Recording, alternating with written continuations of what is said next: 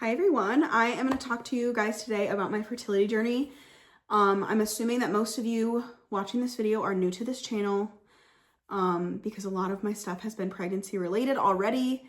And this might be something that you're watching to try to get to this point. So I'm hoping it can be helpful to you. With that being said, I have a lot of good pregnancy content and soon to be baby content to come. And hopefully if my video helps you at all or with your journey to getting pregnant, I would hope that you guys would subscribe and stick around so you can see more baby content, pregnancy content, and hopefully get a lot of advice from that.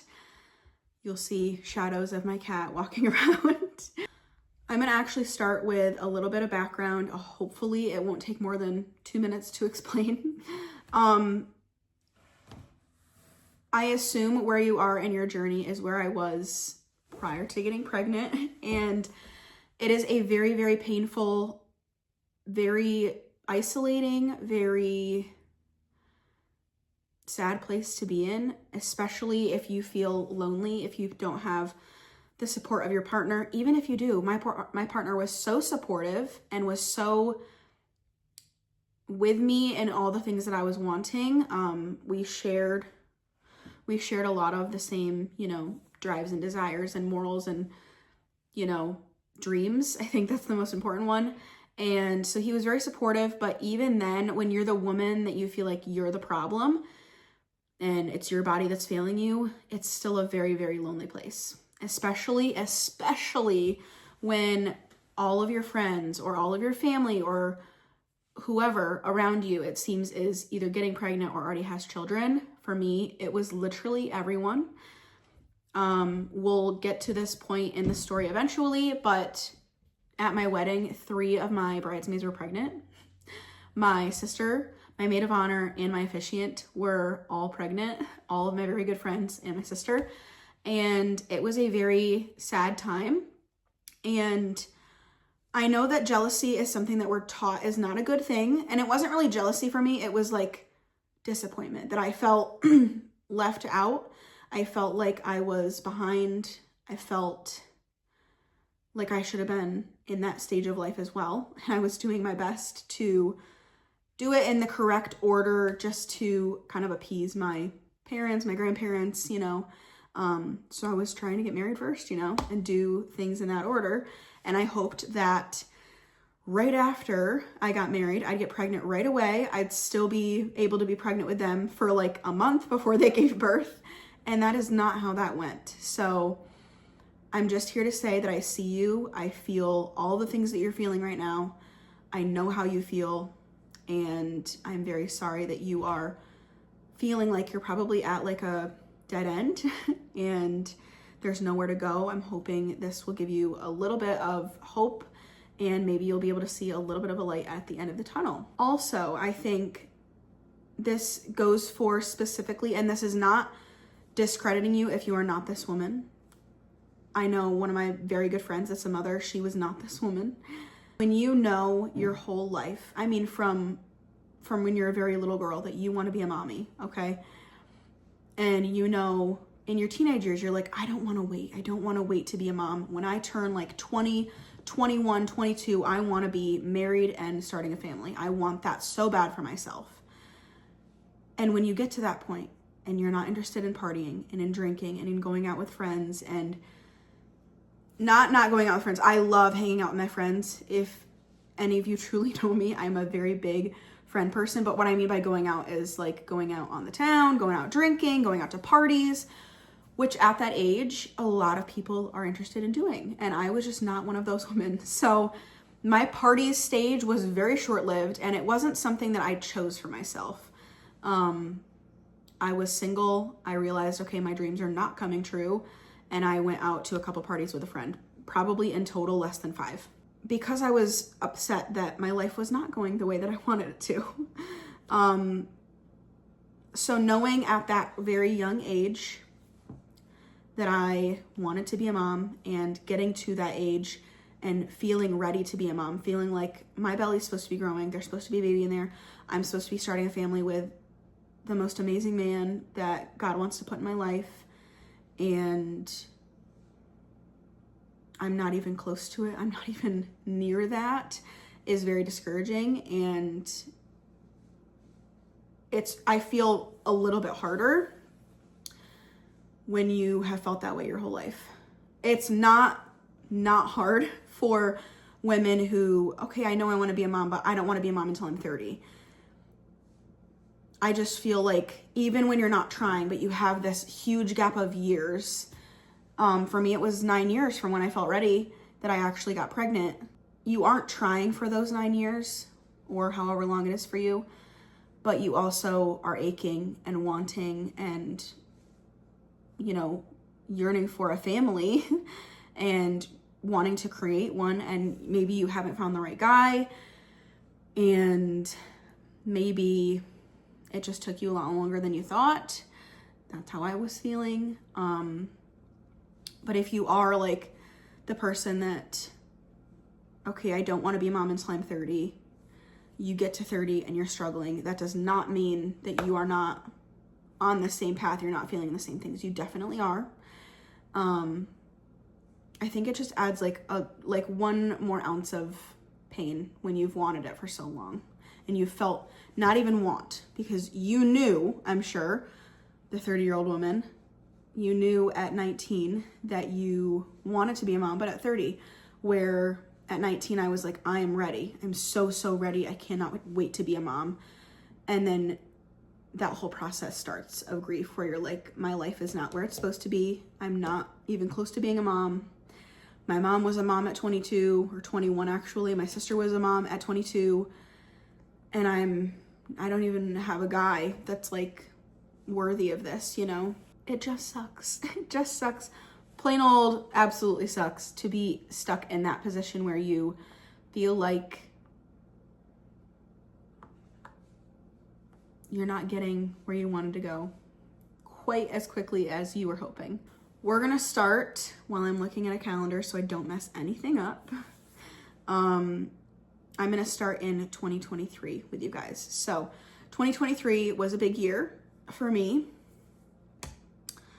I met my now husband, and we met in February of 2023. So I met him at the end of February in 2023, and we started dating, and it moved so quickly, and it was so different from any other relationship I was in. Yes, this is important to the story. Several months go by. I don't remember exactly what month it was, but we're gonna go with June. Him and I moved into our first place together. We renovated a house and moved in there and made it a home, and it was beautiful. And I started to envision a life where we would have kids there, and we saved this one room, and I always called it the nursery. This will be the nursery. This will be the nursery. It's also the home where my PCOS symptoms really took off. So June, July, August, we moved in the end of September, early October of that year. We worked on the house, I think June, July, and August. It might have even been July, August, September. We only had a couple months.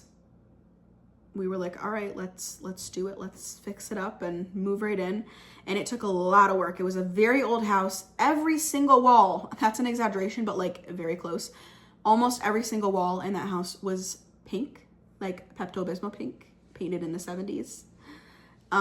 Including the inside of the kitchen cabinets. So that took a lot of work, but we moved in, and it was around that time that my symptoms had started. So it was ironic going through summer and into fall where we were so active of renovating a house, painting rooms, ripping out paneling, ripping down tiles, the whole 9 yards of everything. Like there was just so much that we did to renovate this house, and you are never ever not sweaty. You're never ever not tired because you're doing so much. And the only time that we had off, we would use to go golfing. So we were a very active couple, and I all of a sudden just started putting on a bunch of weight. I think it really started to tack on around August, September, October time. And it didn't make sense to me at all because, okay, I'm moving so much. I'm sweating so much. I'm eating the same I was eating before, if not less, because I'm so busy, and I'm gaining weight rapidly.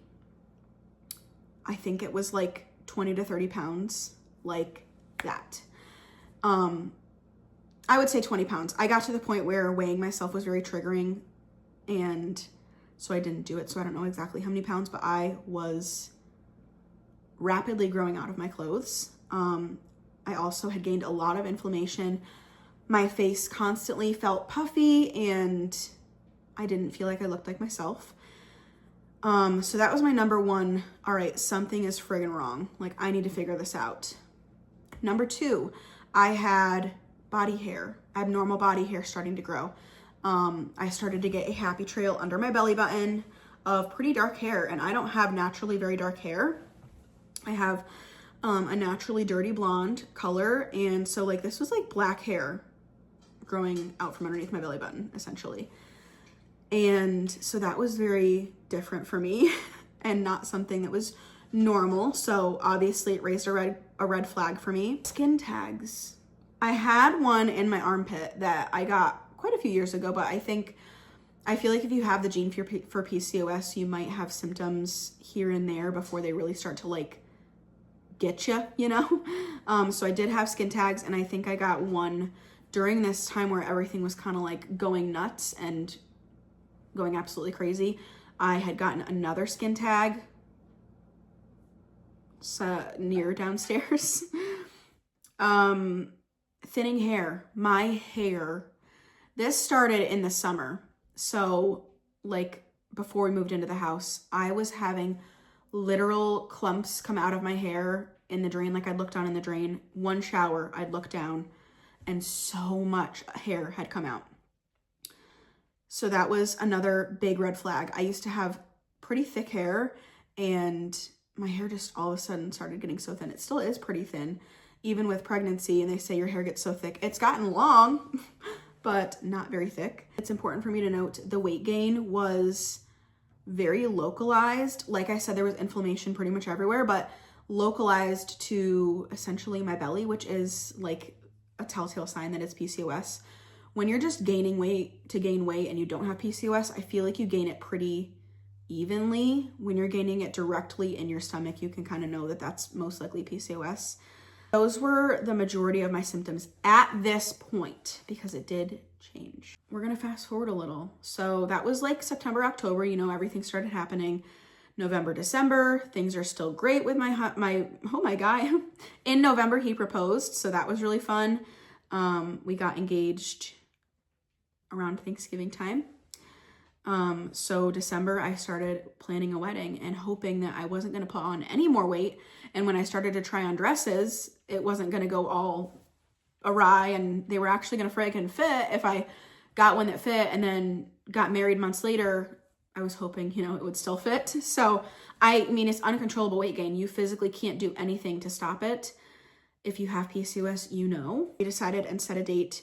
It was like end of December, I think, that we set the date, April 27th of 2024. So we set the date end of December for April 27th, 2024. We got our venue, everything's going great. January comes, February comes. I think February was when I skipped a period. Not like, oh my God, I'm pregnant, I need a test. Skipped a period. I mean, like, I skipped a period because I have PCOS. And I knew, and this was kind of like before I really diagnosed myself. This was when I was like, all right, I definitely think I have PCOS. So I made a doctor's appointment. I had planned to do this regardless, because I think it's important. If you know you are going to be wanting to try for kids at any point in time, it's important to go get your blood checked, go get some tests done, see how your levels are, your hormone levels, everything. Just go get it tested out. And this was when we found out I had insulin resistance. So that was in February, and that was just another like nail in the coffin. And I felt like, okay, so conceiving is not going to be as easy as I thought it was going to be. Obviously February, March, April, I was trying my hardest to lose weight, so that I'd feel as confident as I could in my wedding dress, and the weight went nowhere. So there's that. April, we started trying. I was getting married on the 27th. We decided, hey, we might as well try in April. Well, guess what? I never ovulated. So it wouldn't have worked anyways. We tried, but it didn't work because I didn't ovulate. So there was another red flag. I'm not ovulating. This isn't good. I got a period.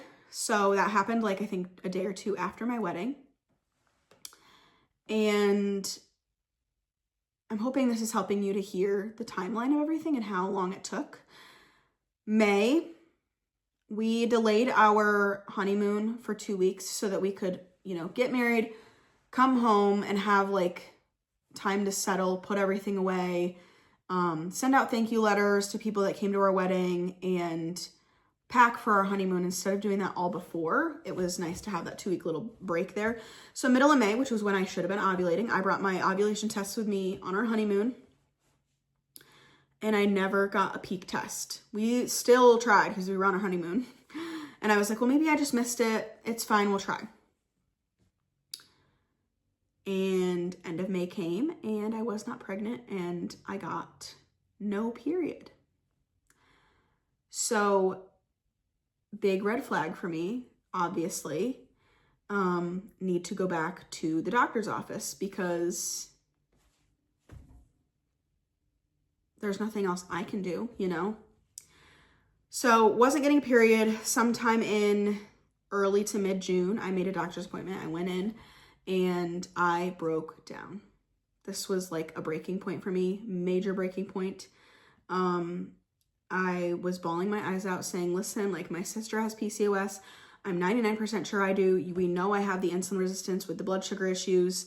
We know I gained a bunch of weight with no reasoning whatsoever. We know I have abnormal body hair. I'm listing all my symptoms. She goes, yep, that's PCOS. So she diagnosed me there. That was in June. I knew that my sister was on metformin. This is not your sign to just write that down, get on metformin. Take your time and listen to the rest of the video. I told her I wanted to try it because it seemed to help my sister and it helped her symptoms. But she said it's helped her symptoms and maybe it would help mine. So she prescribed that to me. She said, actually, this is a great medicine for you. Some people get pregnant within 2 to 3 months on metformin. It's going to be great. I'm really positive for you. We want this for you. We want you to get pregnant, this, that, and the other. So I felt a lot of hope walking out of the doctor's office. I picked up my prescription on my way home and I came home and I told my husband, and I was just over the moon excited that we actually might have a chance. So I took those pills and end of June, I got a period. So I skipped an entire period. My May period never happened. July came and we think I ovulated. I honestly don't think I did. I had an LH spike, but I don't believe that I released an egg. I'm 99% sure that is what happened, but I could definitely be wrong because I have another factor coming for you that I didn't anticipate. So July, I felt very hopeful. I was like, oh my gosh, I have a dark strip. This is wonderful. We're going to get pregnant. This is the month. I was so hopeful. And of course, all through this, I'm hearing people say, oh, just don't think about it. Just don't think about it and you'll get pregnant. Don't think about it. When you are this invested in becoming a parent and you are this invested in being a mom, you've wanted nothing else your entire life but to be a mom. It's very hard to not think about it. It's actually not even very hard. It's impossible. It makes me want to punch those people in the face. And if you feel that way, I completely understand. Punch them. End of July came and I took a test and it was negative and I got my period a day or two later. And I remember going to a Mexican restaurant with my friend and I just bawled my eyes out in the parking lot to her. And she was like, well, it's still early. And that's also not helpful to hear. Yes, it was still early, but getting my first positive LH, I was like, this is it. We're going to get pregnant. and it didn't work. So August came. I did not get an LH spike, and I got my period. No, I did not have an LH spike, and it was towards the end of August. I was testing, not getting anything, and was pretty frustrated. So during my June appointment, my doctor had mentioned that there was an OB at her practice that she said has helped a lot of women get pregnant, and she wanted to refer me to him to see if he could help me get pregnant.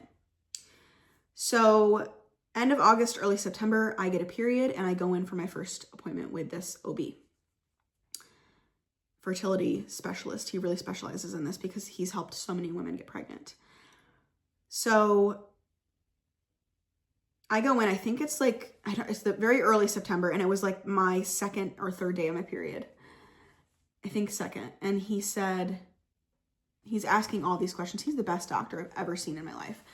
Asked so many things about me, sat like knee to knee with me, asked me all these questions, asked to see my period logs, my LH tests, everything. And I showed him everything, and he's like, I can almost guarantee you're not ovulating, but we're going to do all the blood tests. We're going to do all the tests we can and figure out what's going on with you. So he's like, when's your last period? I said, I have my period right now. It's my second day. And he was like, great. That's when we test for FSH levels. So that's the level that they're testing to see if your body is trying to release an egg. I don't remember if he said that it looked like I was going to. I cannot quite remember. I think I wasn't. I don't think it was a very high level. Anyways, he prescribed me a different medication, which was called letrozole. Maybe write that one down. So he prescribed me letrozole in very early September of 2024. And he was like, this could still work. We tested my blood that day. And he's like, start this tomorrow and, go about your life and test and send me pictures of your LH tests, and we'll see when your spike is, and I'll tell you when to try.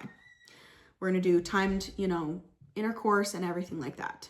So this medicine is supposed to help you release an egg. So even if my FSH levels were not very good, I'm starting it right when I'm supposed to be, and it was going to help me release an egg. So that was a pill you took, I think, once a day for 5 days, and that's it, 5 days, starting on, I think, the second or third day of your cycle. So I took that, felt even more hopeful because he said, if your only issue is that you're not ovulating, I will almost bet you that you'll be pregnant by Christmas. And I was like, that is exactly what I want to hear. So that happened. And after, I don't remember how many days it is, after you have your LH spike, he wanted me to come in and get my progesterone tested to see if I actually dropped an egg, and my levels were not great. He's like, well, it looks like you might have dropped one, but it doesn't seem high enough that it's a possibility that you'd be pregnant. So he's like, still test at the end of the month before you get your period. It's fine. Like test, the day before you're supposed to get your period, and you might, we'll see, but it doesn't seem like it's very positive or very hopeful or, likely. And it was not, and I did not get pregnant. During that month, I think it was after the test for progesterone, during September, I believe it was right around my ovulation week. I think it was before I was supposed to ovulate. He put in a test for me that we went to a hospital, and I was put in an x-ray machine essentially, and he stuck up what I would call a Foley balloon. It was a balloon that dilates you, and he then squirted liquid, like just saline, to see if I had any blockages in my tubes. In this process, this was my other little complication that I found out I had. My cervix, he explained, was quite the barrier, kind of like a brick wall. So my cervix, when you have a period, you have like slight dilation I think I've heard it's like 1 to 2 centimeters you dilate when you have your period and you're releasing blood, especially when you have clots, and that's why you have cramps. So in that procedure, obviously, we found out I had another complication that was going to hinder me getting pregnant or make the road a little rougher. So there was nothing, he never even said anything like, this could help, you know, loosen that up or help you, you know, dilate so that sperm can get in. Therefore, I was kind of stuck, you know? And there really is nothing you can do, unfortunately. But it kind of made a lot of sense. It came full circle to realize, okay, if my cervix is like literally closed, it explained why my period cramps were so painful, because it had to work so much harder to let clots out, to let blood out, when it's normal for someone to dilate 1 to 2 centimeters. And then you have friends that like don't get cramps. They must have had a normal cervix, I guess. I don't really know. So that was just, you know, one more little problem. And luckily, he said within the next couple months, this procedure will, you know, hopefully help, because he opened my cervix and it was very painful. Because like with labor, you go slowly by, you know, dilating. This was like in pop, like it was so abrupt and painful, and yeah, I did not enjoy it. So we found that out, and obviously that is not a super common thing. So I hope you don't think that that's something that you're gonna have to go through. I said to him at the end of September, when we found out I did not conceive and we found out my levels were not amazing, I asked if we could try that again, and he was like, let's just double it. We're gonna double your dose, and you're gonna take it for, you know, these 5 days like you did last month, but 2 pills instead of 1. So I was like, okay, that's great, because apparently my body is really stubborn. We had ended up finding out that I really realistically never would have conceived if I wasn't on medication, if I didn't have a medical intervention.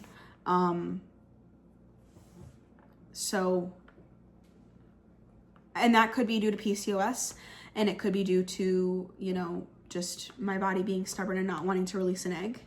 That is very common with PCOS. That's the reason that, you know, they say that there's fertility issues with PCOS, because it's ovarian syndrome. So it's ovaries, and your ovaries may not be releasing an egg. So that is why I'm hoping this could help a lot of other women. So October, I did the extra dose. Middle of October came, and I got probably the darkest LH spike I've ever gotten on a test. Mind you, at this point, I'd probably had 2 somewhat dark LH tests, and October, I was like, I have so much hope. Like, this is gonna work, right? After, you know, month after month of seeing negative pregnancy tests, getting my period, I had hope, but I was also like, what's even the point? It's not gonna happen, you know?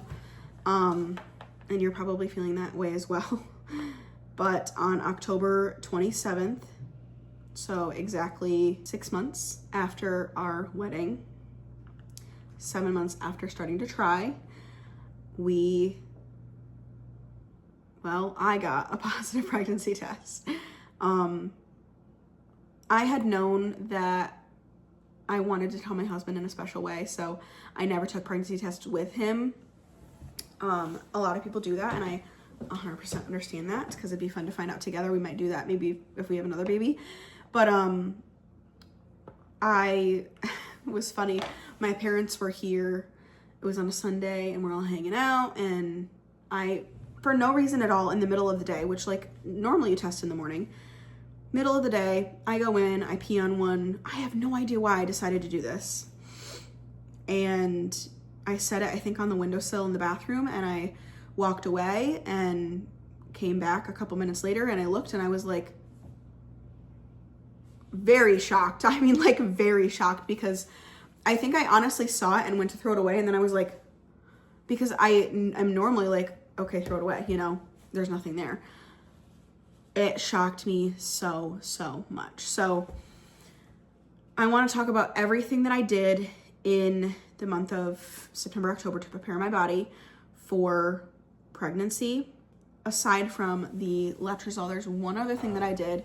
And if you are not quite to the point where you want to go to a doctor and you want to ask them, hey, could you prescribe me this medication? I'm trying to conceive. I know it has worked for other women that have PCOS. You know, you're explaining your story. That is definitely what I would recommend. But if you're not quite to that point yet, I think it's worth it to note that I also tried Geritol, which I'd seen a bunch on TikTok of people saying, this helped me. And so I tried Geritol. I think I took it the way that the bottle had said to. And I think I started like end of September with that. So take that for what you will. Maybe give that a shot for one cycle and see if it helps you ovulate. I don't really know. And if that doesn't work, I'd really recommend going to see a doctor, talking about your cycle, showing them your LH tests. If you're going through a very similar situation like me, hopefully in a few short months after implementing all of this, you'll be feeling the kicks that I'm feeling right now. So in retrospect, I know that when you're thinking of this, you're like, well, 7 months isn't that long. Okay. If I had not gone to that appointment in June, I would not be pregnant right now. If I had not gone to that appointment in June and I never made an appointment at any point in time, I still would not be pregnant, and I probably would never be pregnant because my body chooses to not ovulate, to not release an egg. So now I know when I want to try again, I need to go to the doctor and say, hey, can you put me on letrozole? I'm going to try and get pregnant again. It's not a super simple, you know, I can just try. I have heard that pregnancy can reset your hormones, so we'll see if it helps my PCOS at all. I don't have high hopes because my PCOS was really bad and I had quite a few different symptoms, and pretty strong ones at that. So my number one advice to you would be the Geritol. I've also heard that myo-inositol, if that's how that's pronounced, has helped a lot of people. I think it helped regulate my period a tiny bit. However, it didn't help me get pregnant because I started taking that way long ago. Like I think back in fall of 2023 when I started having those weird symptoms. And it wasn't, metformin didn't help me, myo-inositol didn't help me, but doing Geritol and being prescribed letrozole seemed to be what did the trick and what actually got me to ovulate. I remember the week after I ovulated when we went in for my progesterone test to see if it had seemed like I ovulated. I remember it being significantly higher than the month before and being like, oh, well, that's really good. I definitely ovulated, right? Not knowing that, like, if I had known, that was pretty much my body saying it was pregnant. Like, I didn't really think that it was going to be true. I was like, oh, it just means I ovulated, you know, that's great. And then a day or a couple weeks later, whatever, how many days later, I got my positive pregnancy test. So, whether you've been trying for a year, 2 years, 1 month, don't let other people make you feel like you're crazy for being upset that you're not pregnant yet. Because even if you've only been trying for a month, if you were in the same situation as me, you've wanted to be a mom and you've been ready to be a mom for a lot longer than just a month. So I think that is important to note and to not discredit yourself and not take that away from yourself. And please ignore people that make you feel like your feelings are not valid. And don't let yourself feel that way. If you're like, well, so-and-so had it so much worse than me. So-and-so, yes, they probably did. And what they went through was a lot. My sister definitely went through a much more grueling, a much more upsetting situation and story that I went through. However, it doesn't mean that my story didn't suck for me. You know, like, everyone's journey is different. And with her, it was secondary infertility. If I'd never gotten pregnant, I never would have been a mom. And she already was a mom. So she at least had that going for her. And again, that's not to discredit her story because I don't want mine discredited. I'm just saying I wanted the experience to be a mom just like she had. And for some people, it's very easy. For that pregnancy, for her, it was very easy. She was not planned, but she is obviously like the best part of our family ever. And we're so thankful that that had happened. Regardless, I think my outro on this is just to remind you that your story matters, your feelings matter, and just because someone else might have gone through something much worse, you can have the sympathy and the empathy for them while feeling what you're feeling, because your story matters too. So please remember that, and I hope that this inspires you to make a doctor's appointment and ask to be prescribed maybe one of these medicines and see maybe metformin will work for you. Like my doctor said, it works for some people and I could have been pregnant within 2 to 3 months. That did not work for me. If your symptoms are not quite as severe as mine, but you know you have PCOS, that might work for you. I don't know where I left off, but with all that being said, I hope my story was helpful for you. I'm sorry that this video is so long and I hope that it helps you in your journey.